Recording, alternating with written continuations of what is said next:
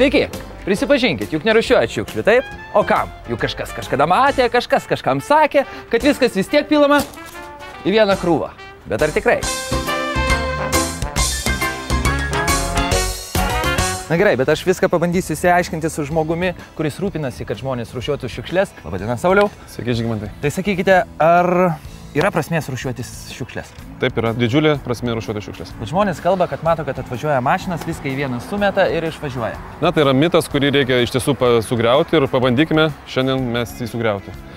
Tai pirmiausiai, automobiliai yra identiški, yra panašus ir žmonės matydami, kad atvažiuoja vienas automobilis ir ima vieną, antrą, trečią konteinerį, tai nereiškia, kad tos atliekos iš tų gražių mūsų spalvotų konteinerių yra suverčiamos į vieną automobilį. Žmonės manydami, jog rūšiuoja atliekas ir, tarkime, plastiko konteinerio turinys visas keliauja tiesiai pas gamintojus perdirbti, tai iš tiesų nėra visiška tiesa.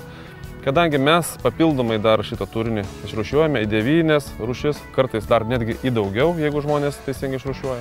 Todėl mes esame suinteresuoti atskirti kaip įmanoma geriau jau pirminėje stadijoje tas atliekas arčiau gyventojų, kad jos būtų išrūšiuotos plastiko, stiklo, popieriaus frakcijų pagalba. Tai sakykit, Sauliau, iš pradžių žmonės rūšiuoja, bet aš rūšiuoju, o po to jau jūs rūšiuojat viską.